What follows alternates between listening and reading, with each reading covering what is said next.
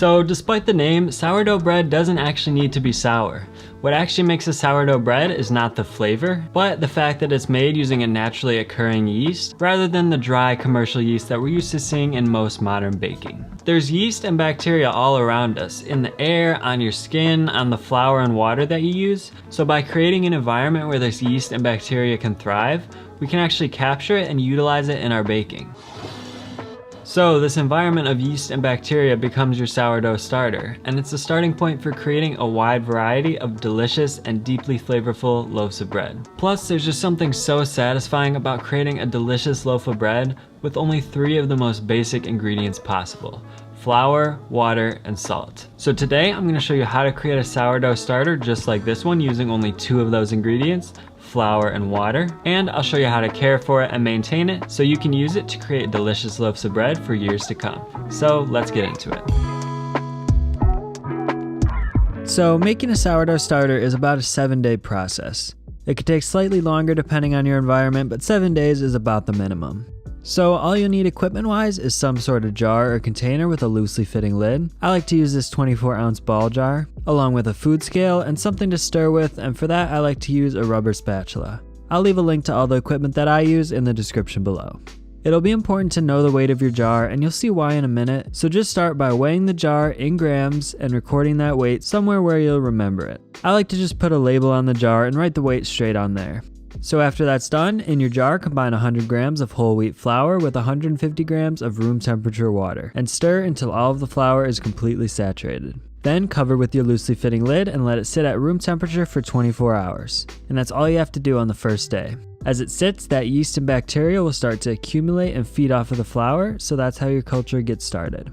So after 24 hours, we're back, and you can see that our starter has developed a few bubbles, which indicates that we've got a little bit of yeast activity already. You may even want to let it go longer than 24 hours for this initial step, especially if you don't see any bubbles yet, so you could let it go for up to 48 hours if you want. But I'm going to move on here after 24 hours. So at this point, my starter has a slight funky aroma, but mostly just smells like wet flour. You'll see that over time as the starter develops, it'll pick up a really nice citrusy aroma, more like what you're used to smelling in a good sourdough bread. Now, like I mentioned, the activity of your starter is highly dependent on your environment, so don't worry if yours doesn't look exactly like mine. Just keep following along and trust the process, it'll happen eventually. Generally, the yeast and bacteria are more active at higher temperatures, so if you live in a warm environment, you'll probably see it happen a little bit faster. But anyways, essentially what we're going to do from here on out is feed our starter each day with some fresh flour and water to give it something to feed on. So in order to prevent the starter from growing larger and larger each time we feed it, we'll actually need to discard some of it each day. It seems wasteful, but it's a necessary step, and once your starter is mature and ready to use, there's actually a lot of ways you can use the excess instead of discarding it. So anyways, for day 2 here, we'll need to combine 75 grams of our starter with 100 grams of flour and 100 grams of water. So this is where the weight of the jar comes in. My jar weighed 387 grams, so in order to be left with 75 grams of starter, I need to discard until my total weight reaches 462 grams. By the way, I listed all of the ingredients and feeding ratios in the description below, and I also made up a PDF that you can download which lays everything out as well. Now, the last thing to consider, and I promise it'll be super easy after this point, is that from here on out, instead of only using whole wheat flour like we did on day 1, we want to use a mixture containing half whole wheat flour and half unbleached all-purpose flour. It's very important to use unbleached flour because we need that flour to contain some good natural yeast and bacteria. To make this quicker and easier, I like to just make a big batch of this flour mixture all at once. So in a sealable container, just combine equal weights of whole wheat flour and your unbleached all-purpose flour.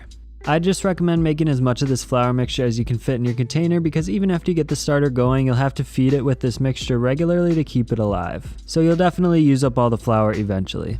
Alright, so you did it. All the hard parts are done, now it's just a matter of feeding your starter every day to strengthen it and let it develop.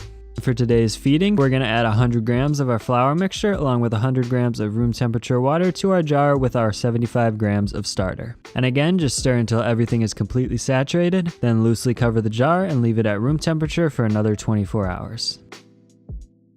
So we're back on day 3 and you can see that our starter has developed a few small bubbles here and there, but still not much, and it smells pretty much the same as yesterday, so it definitely has a ways to go. But don't worry, just keep feeding and it'll eventually activate. There won't always be a lot of visible activity at the beginning.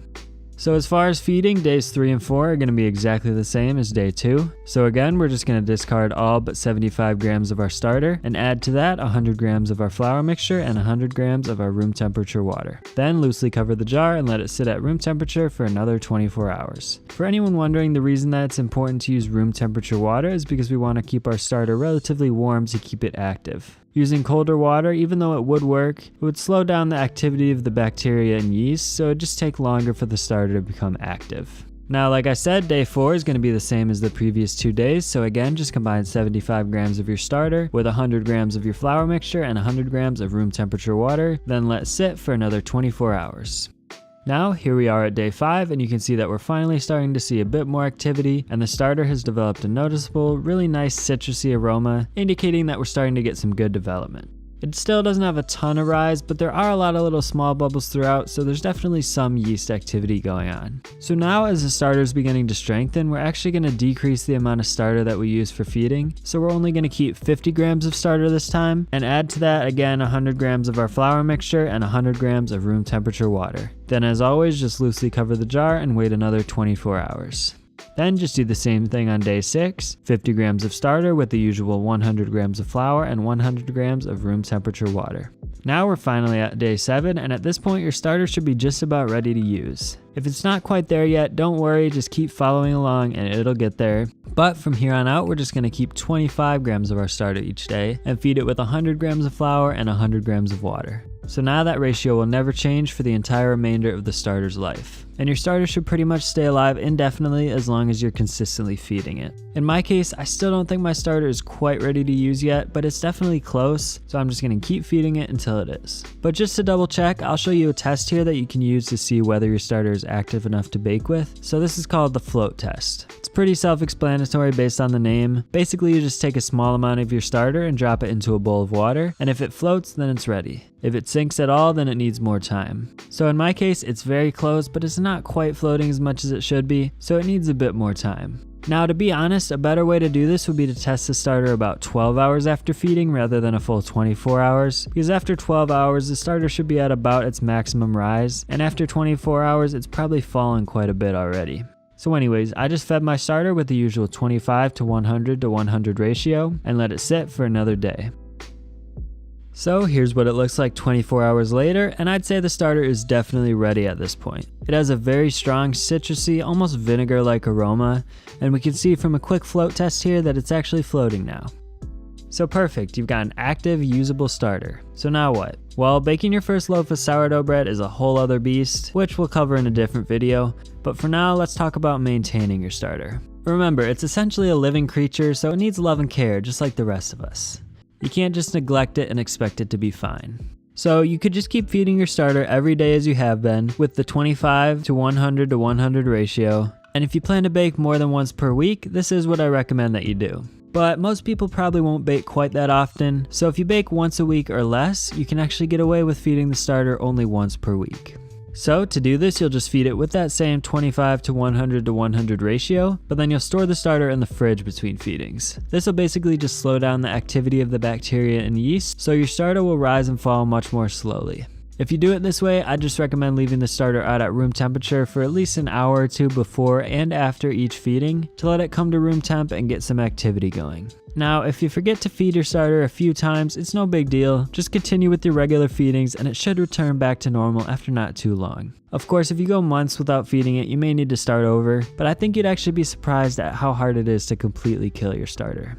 Now, I know this is a lot of information, so definitely leave any questions you have in the comments below, but I hope you give it a try. Sourdough is probably the most satisfying thing you can make in my opinion, and it's really fun once you get into it, trying to master your technique and make better and better loaves of bread, all with just 3 simple ingredients. So there you go. If you liked the video, please remember to hit the like button and check out some of these videos on screen to keep watching. I'll see you all in the next one.